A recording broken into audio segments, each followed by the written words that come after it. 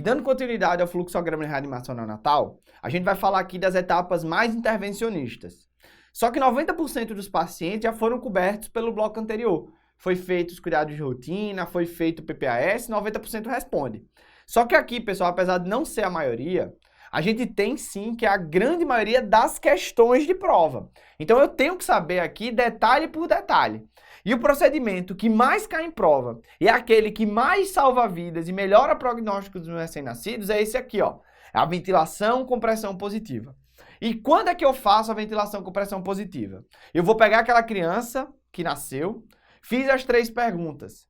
Uma delas foi negativa. Aí eu fui lá e indiquei os passos iniciais. Quando eu faço os passos iniciais, logo após, naqueles 30 segundos depois, eu vou checar a respiração e a frequência cardíaca.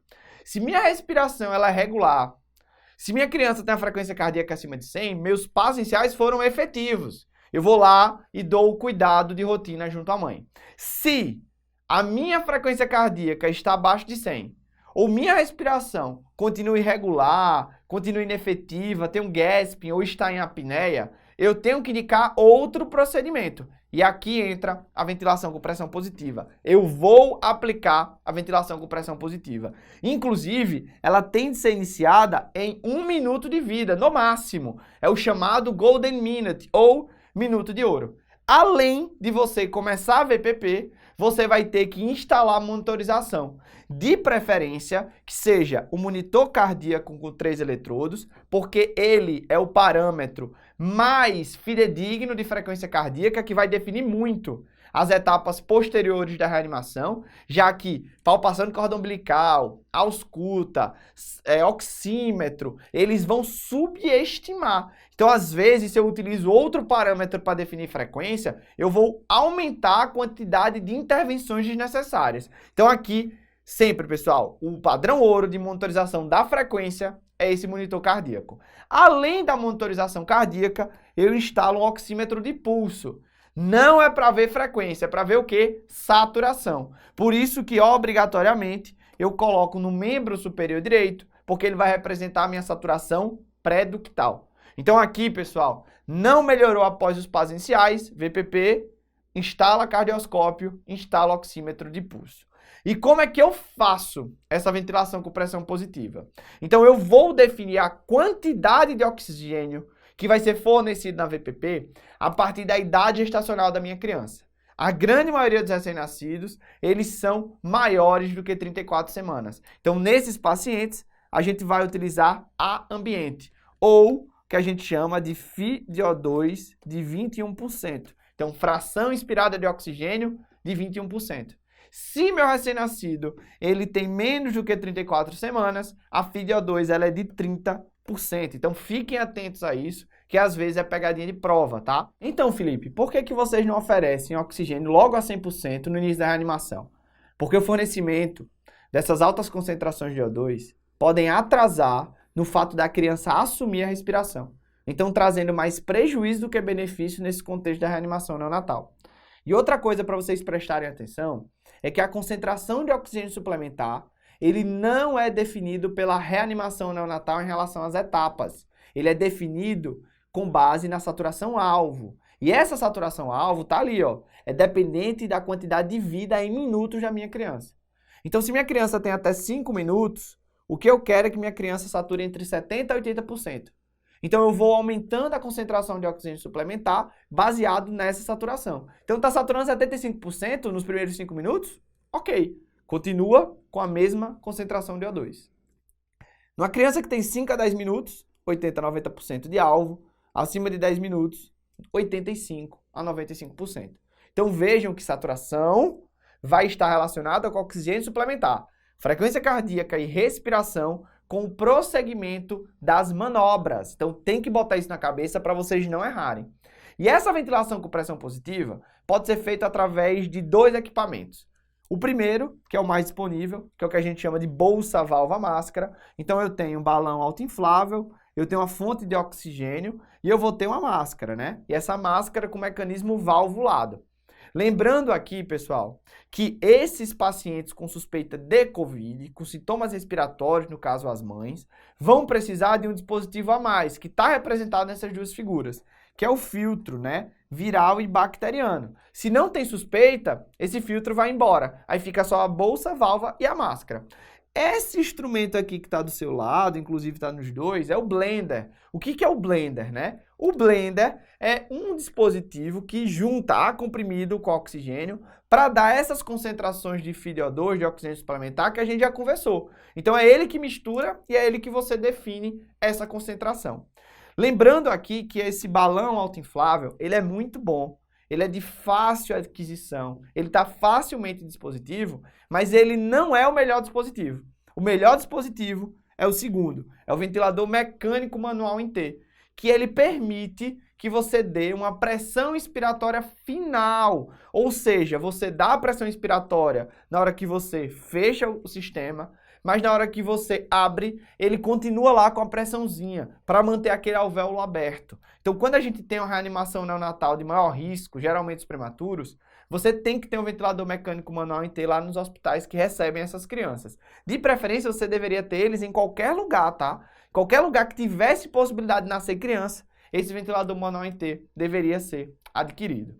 E aqui, em relação às técnicas de aplicação da ventilação, a gente tem as musiquinhas. Então, se eu estou lá com a bolsa, válvula, máscara, eu faço o chamado aperta, solta, solta. Então, eu aperto, solto, solto, aperto, solto, solto, aperto, solto, solto. E se eu tiver um ventilador mecânico manual em T, eu faço o oclui, solta, solta, oclui, solta, solta. Então, eu ocluo, solto, solto, ocluo, solto, solto. E aí, a gente vai fazendo essa dinâmica da ventilação com pressão positiva. Por quanto tempo, né, Felipe? Por 30 segundos.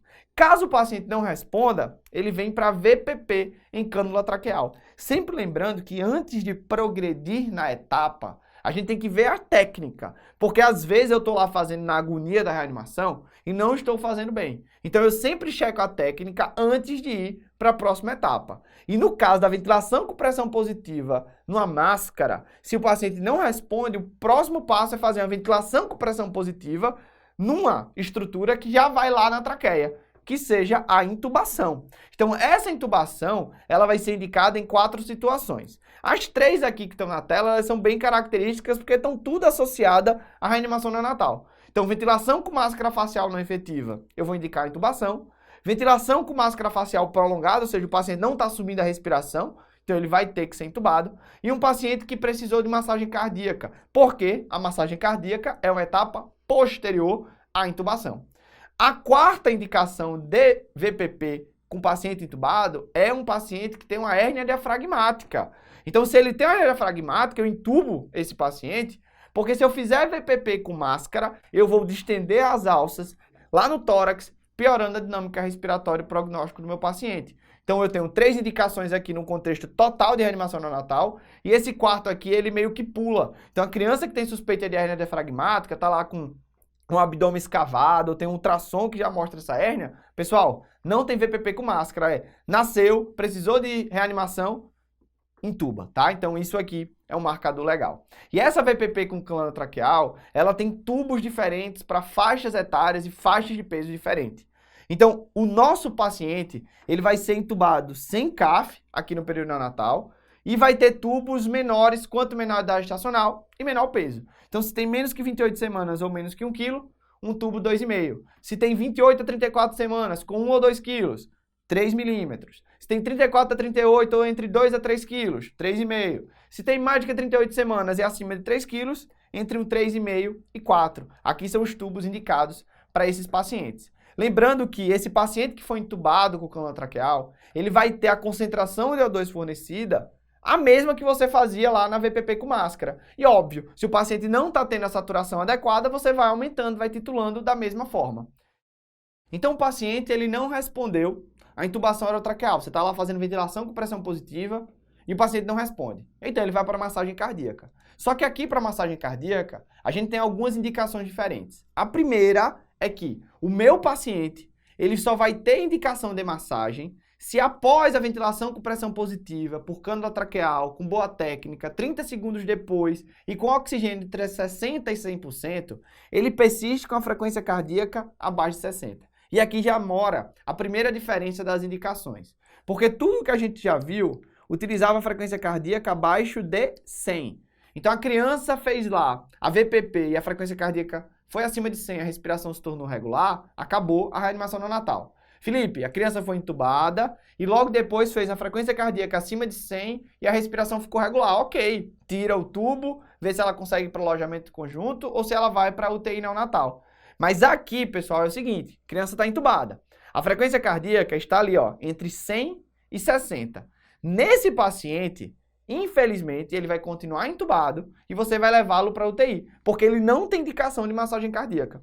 Mas se o paciente está entubado e a frequência cardíaca, mesmo assim, está abaixo de 60, eu indico a massagem cardíaca. E essa massagem cardíaca, ela vai ser feita com a técnica dos 2 polegares, porque é a preferencial. A gente vai colocar esses 2 polegares sobrepostos ali, ó, no terço inferior do externo, livrando o apêndice tifoide, fazendo, pessoal, com isso, que a criança tenha uma melhora da pressão de pico em relação às outras técnicas e tenha uma técnica menos cansativa. Isso facilita a qualidade dessa compressão. A gente vai fazer uma ventilação com massagem, ventilação com compressão sincronizada, aqui um pouco diferente das crianças mais velhas. Aqui a gente vai fazer uma relação 3:1. Então eu vou fazer 1, 2, 3 e ventila, 1, 2, 3 e ventila. Lembrando que durante a massagem é de bom senso que a gente utilize a fração inspirada de oxigênio máxima, de 100%. Porque aqui a gente não tem estudos que mostrem melhora ou piora. Mas o bom senso é que essa criança está tão grave que o fornecimento do O2 a 100% aqui nessa situação é a melhor forma da gente aplicar. E além disso, pessoal, vocês vão precisar ter atenção. Por que que eu coloquei essa música aqui para vocês? Porque além dessa questão da frequência cardíaca abaixo de 60, como particularidade da massagem cardíaca, a gente tem outra, tá? Tudo antes era feito por 30 segundos e reavaliado. Aqui não. Aqui são 60 segundos e você tem que ter muita atenção com isso. Porque quando a questão ela chega até a massagem cardíaca, geralmente eles colocam essa pegadinha na prova para você errar. Então, ó, é 60 batimentos por minuto para indicar a massagem, na verdade abaixo de 60, e 60 segundos fazendo para que você possa reavaliar. Digamos que depois de 60 segundos de massagem cardíaca, o meu paciente não respondeu. O que que eu vou fazer? Medicações. As medicações são a última etapa da nossa reanimação neonatal. Então, tem 2 perguntas a serem feitas. Quando usar e como usar essas medicações. Quando usar, Felipe, é quando eu tenho 60 segundos de massagem e o paciente continua com a frequência cardíaca abaixo de 60. E como é que eu uso? Eu vou usar através de um catéter umbilical. Então eu vou lá, cateterizo o umbigo da minha criança, porque é um acesso, tá certo, de fácil aquisição. Já que o paciente está chocado, você tira o clamp, corta ali abaixo do clamp e passa, né, pessoal, esse catéter. Lembrando que as medicações utilizadas são, a primeira, a adrenalina, que vai ser feita de forma endovenosa através desse catéter umbilical, repetindo a cada 3 a 5 minutos, numa dose de 0,01 a de 0,03 mg por quilo. E você pode, inclusive, fazer também de forma endotraqueal, se você ainda não tiver conseguido o cateterismo. Aqui, numa dose maior, geralmente ali 5 a 10 vezes a dose mínima endovenosa.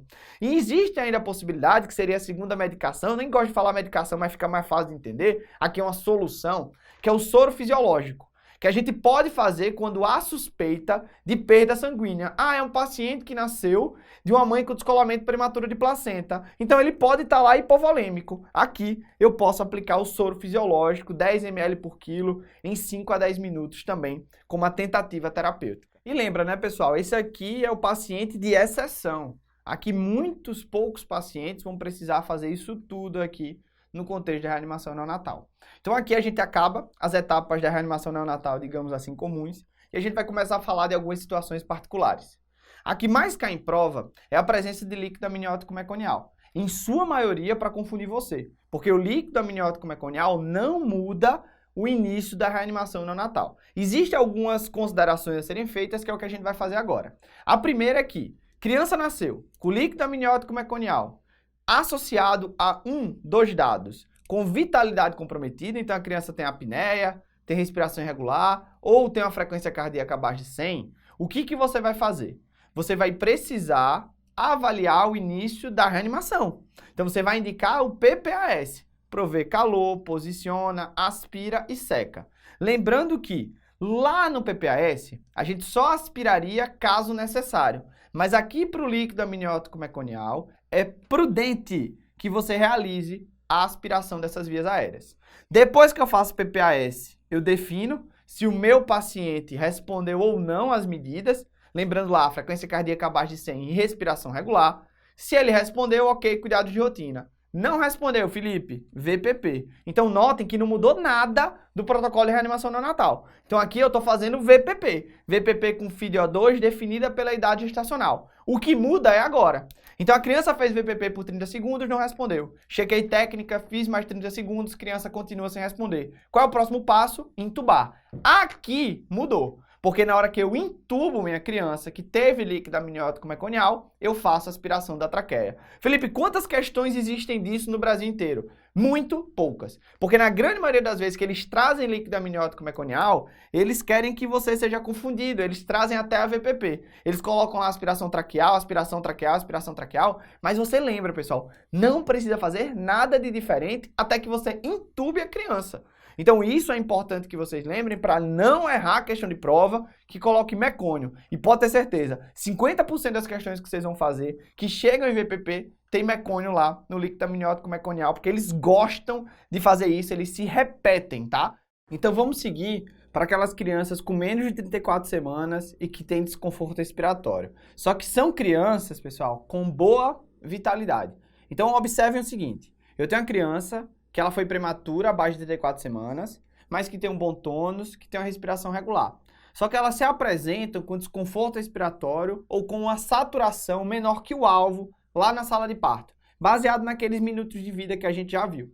Então essas crianças, elas não precisam progredir no protocolo de reanimação neonatal. Você já fez tudo que tinha indicação baseado naquelas etapas. A minha criança já está no saco plástico, já está com touca dupla. Então, o que eu faço? Né? Eu vou entubar essa criança? Não. Aqui, pessoal, a indicação é aplicar o CPAP precoce. O que é esse CPAP precoce? É a utilização do circuito do ventilador manual em T, que a gente viu, né, na técnica da ventilação com pressão positiva, sem fazer o oclui solta-solta. A gente deixa a máscara na criança e ela fica dando aquela pressão expiratória final. Ou seja, ele não deixa o alvéolo fechar. Então, notem que esse CPAP precoce, ele evita o colapso desses alvéolos, que por ser uma criança prematura, sejam alvéolos imaturos, que têm a tendência de colapsar. Lembra lá daquela síndrome do desconforto respiratório agudo neonatal, que é uma comorbidade que a gente vai ver ao longo do ano, que tem uma alta morbidade para esses pacientes. Então, esse CPAP precoce, ele evita a intubação orotraqueal e diminui a necessidade sulfactante. Então, aqui a gente está antecipando o assunto, mas aqui é bem interessante vocês entenderem, porque às vezes a questão mistura reanimação neonatal com essa questão ali do suporte inicial para uma criança prematura, mas que nasceu bem, tá? Então aqui a gente acaba esse bloco secundário de reanimação neonatal, que é o que mais cai em prova. E o próximo bloco, pessoal, é uma revisão rápida sobre os passo a passo que vão, né, digamos assim, de forma sequencial para que vocês entendam e solidifiquem esse conhecimento. Então tá com alguma dúvida? Vai no próximo slide que eu tenho certeza que vocês vão tirar.